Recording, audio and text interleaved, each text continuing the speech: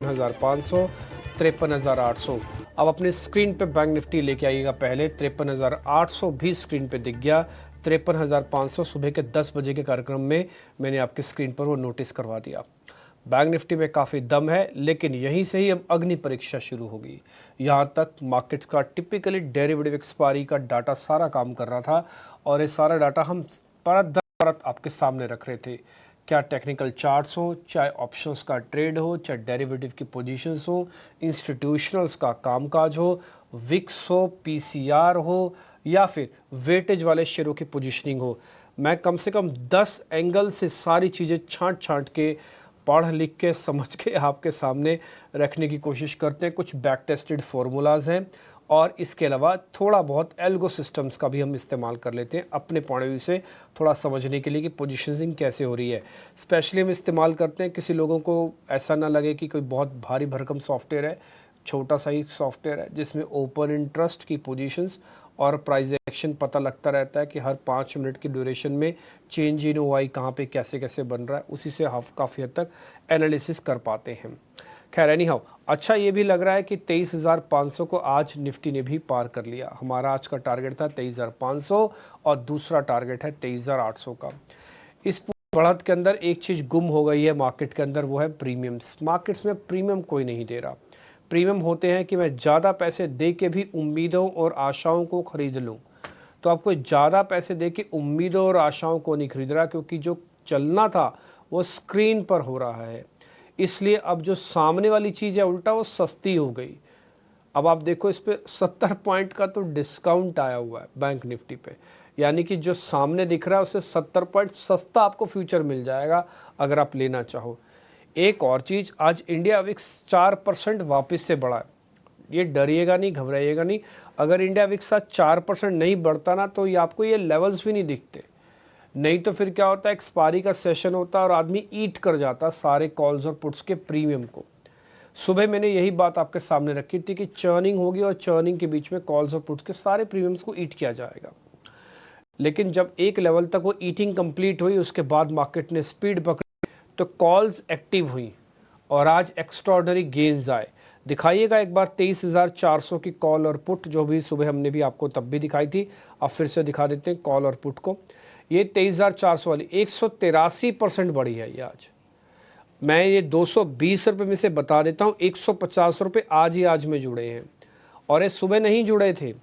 ये जब मार्केट ने अपनी 350-400 वाली रेंज को पार किया उसके बाद जोड़े हैं। स्पीड से 500 आते तक तो इसको पर लग गया। अब ये 200% ऊपर है। 200% किसे कहते हैं, सोच के देखिए, 200% किसे कहते हैं। ठीक है, एनी हाउ, फिर भी आप एक और चीज़, आज रिलायंस का पार्टिसिपेशन काफ़ी अच्छा है। ये पुट्स आप देख रहे होंगे, मैंने सुबह भी आपको ये नोटिस कराई थी। एक समय ऐसा था जब ये 37% ऊपर थी, फिर एक समय ऐसा है जब 44% नीचे थी, फिर एक समय फिर ऐसा आया ये हरे निशान में पहुंची थी पुट, और फिर से एक समय आया कि ये 64% नीचे है। Extreme volatile sessions. Reliance industries के अंदर अगर आप देखेंगे तो आज का दिन काफ़ी अच्छा है। देर आए दुरुस्त आए वाला मामला लग रहा है। रिलायंस इंडस्ट्रीज़ 1250 के ऊपर आज क्लोजिंग करता है, 1280 के रास्ते भी खोलेगा। ये कुछ चीज़ें हैं सारी की सारी जो हम आपके सामने आगे भी डिस्कस करेंगे। आज के जो हमारे मेहमान हैं उनका नाम है ध्वनि पटेल, उनसे बातचीत होगी। लेकिन उससे पहले विनय रजानी जो कल के हमारे मेहमान थे, उनका रिपोर्ट कार्ड आपको दिखा देते हैं। कल हमारी इसी कार्यक्रम में क्या चर्चा हुई थी, फिर ध्वनि से करेंगे बातचीत।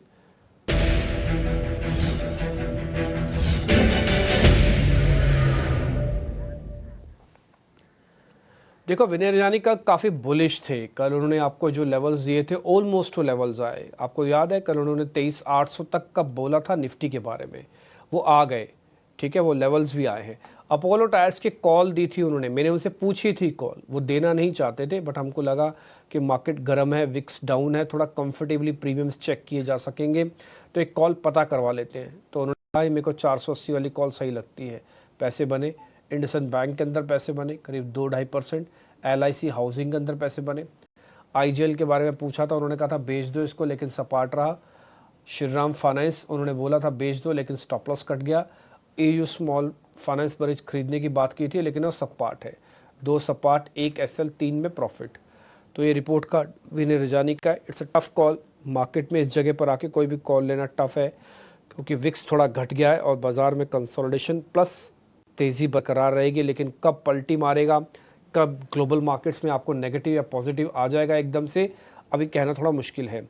इसलिए इस तरह का रिपोर्ट कार्ड भी काबिल तारीफ़ है इस तरह के मार्केट्स के अंदर।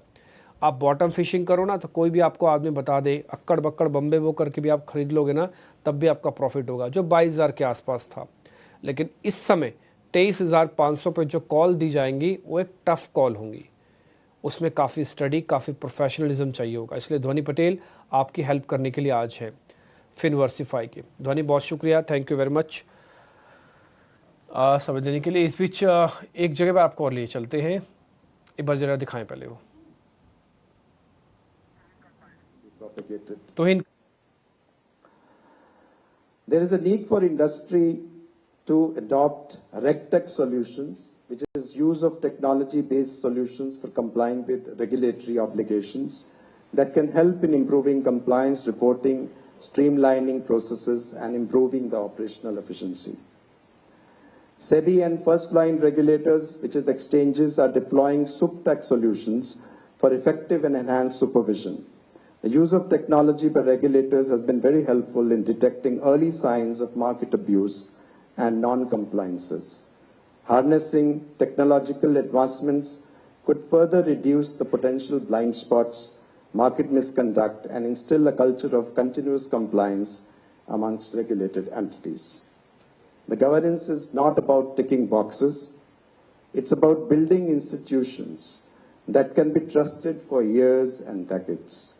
It's not an easy path, as it involves sacrificing some short-term gains. But it is the only path to have a sustainable growth and development of a corporate. At the end, I would urge all of you, corporates, directors, professionals, and investors, to be active partners in building a stronger governance ecosystem. Thank you. Jai Hind.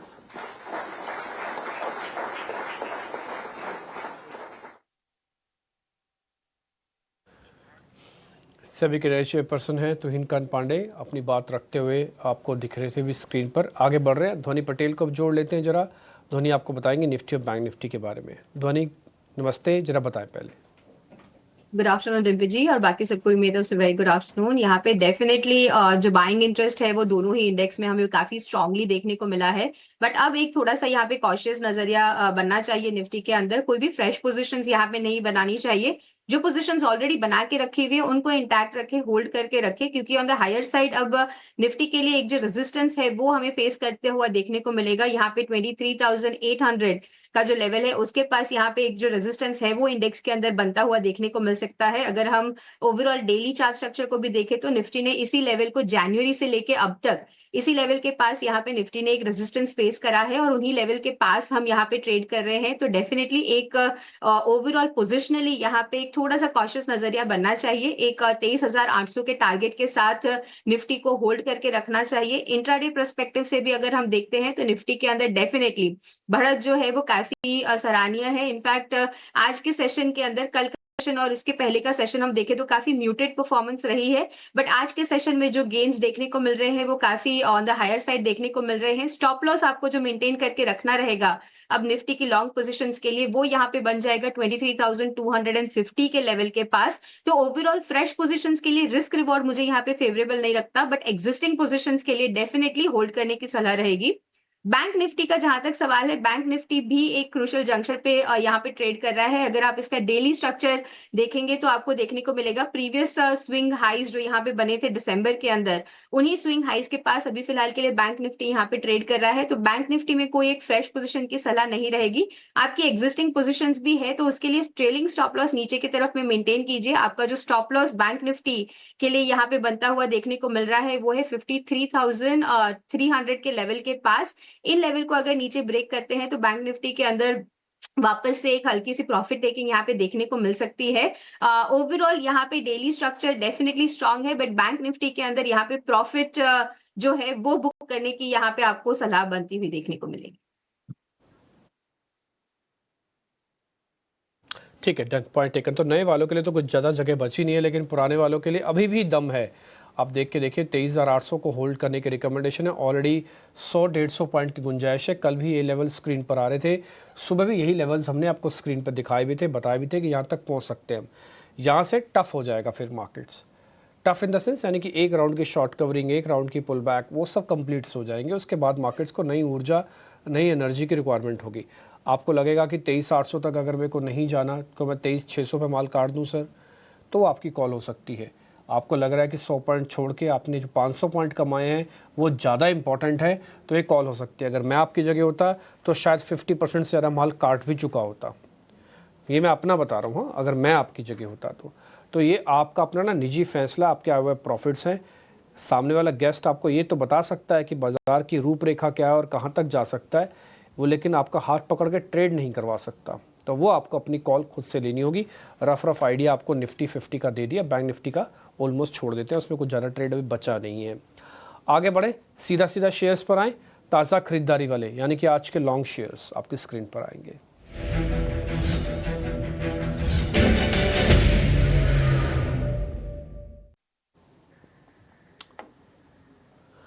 Indus tower आज चला है और दूसरा NBCC के अंदर भी तेजी बनी है। ध्वनि, इन दोनों शेयर्स को एक बार जरा चेक कर लो, कोई ट्रेड बनता है तो बताइए प्लीज।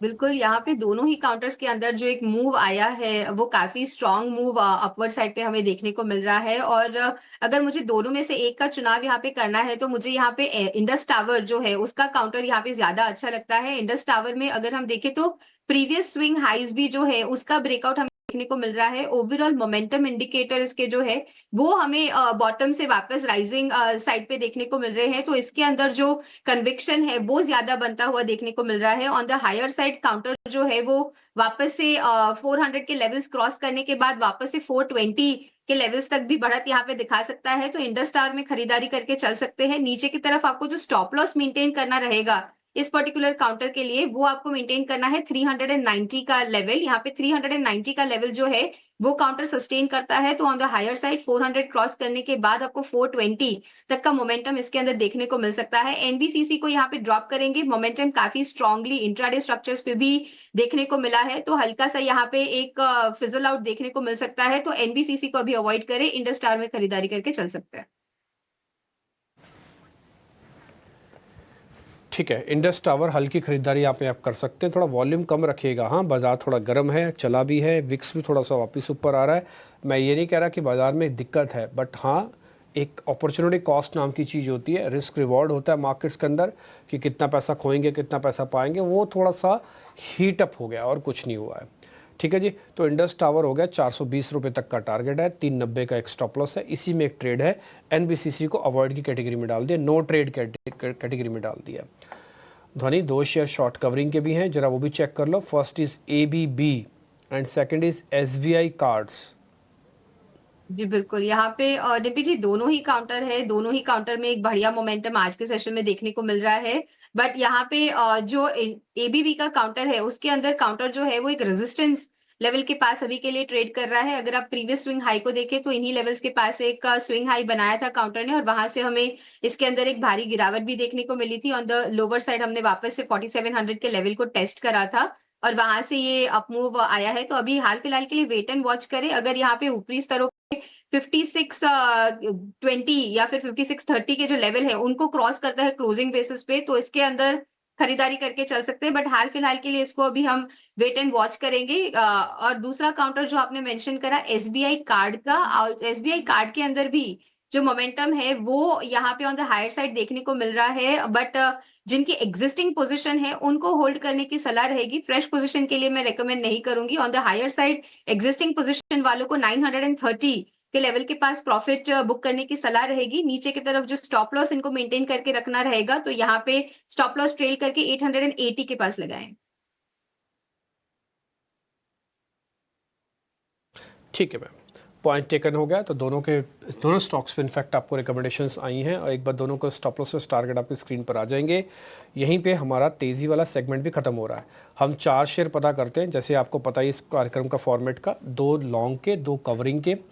तो उसमें से छठ के शेयर आए, एनबीसीसी गिरा है सिर्फ, एक इंडस टावर आ गया, एबीबी में आ गया और एसबीआई कार्ड्स आ गया। तो इसके अलावा निफ्टी के अंदर होल्ड डाला है, नो बाय हाँ, कोई बाय नहीं है, जिनके पास है उनके लिए ज़्यादा अच्छी अपॉर्चुनिटी है और जिनके पास नहीं है वो भले भी थोड़ा वेट भी इसके अंदर कर सकते हैं। तो ये रफ LTI माइंट्री एक और शेयर है जो आज मंदी की चपेट में। असल में हुआ क्या कि विप्रो के नंबर्स खराब आए, विप्रो के गाइडेंस खराब हुई, उसकी वजह से जितने भी मिड कैप कैटेगरी के IT स्टॉक्स हैं सब पिटे हैं आज। LTI माइंट्री और सेक्टर के हिसाब से भी IT आज लाल निशान में है। तो ध्वनि, हमने LTI माइंट्री का 2% नीचे, इन्फो एच को करीब 1% नीचे देखा है। इन दोनों में कोई ट्रेड बनता है तो बताइए।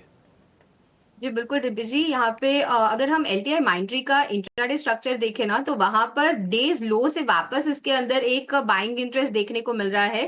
तो शॉर्ट के नजरिए से यहाँ पे इसको मैं अभी फिलहाल के लिए रेकमेंड नहीं करूंगी। जो गैप डाउन के साथ हमने ओपन करा था, उस गैप को यहाँ पे काउंटर जो है वो on the higher side fill करेगा। तो इसके अंदर अगर किसी ने शॉर्ट्स यहाँ पे पोजीशन क्रिएट भी करी है तो एग्जिट करने की सलाह रहेगी, क्योंकि काउंटर वापस से ऊपरी स्तरों पे 4250 के लेवल्स तक बढ़ता हुआ देखने को मिल सकता है। हालांकि यहाँ पे इन्फो एज नौकरी का सवाल है, इसके अंदर फ्रेश पोजीशंस बनाई जा सकती है। अगर आप इसका डेली स्ट्रक्चर देखें तो डेली स्ट्रक्चर पे काउंटर के अंदर वीकनेस जो है वो यहाँ पे देखने को मिल सकती है। और इस काउंटर के अंदर हालांकि इंट्राडे में जो है वापस से एक हमें बाइंग इंटरेस्ट देखने को मिल रहा है, but on the higher side resistance जो है वो 6800 के लेवल के पास क्लियरली देखने को मिल रहा है इंट्राडे स्ट्रक्चर्स में। तो ऊपरी स्तरों पे यहाँ पे स्टॉप लॉस लगाएंगे 6830 का। 6830 के स्टॉप लॉस के साथ आप इसको शॉर्ट कर सकते हैं। निचले लेवल पे वापस से काउंटर जो है वो 6470 का लेवल रीटेस्ट करता हुआ देखने को मिलेगा।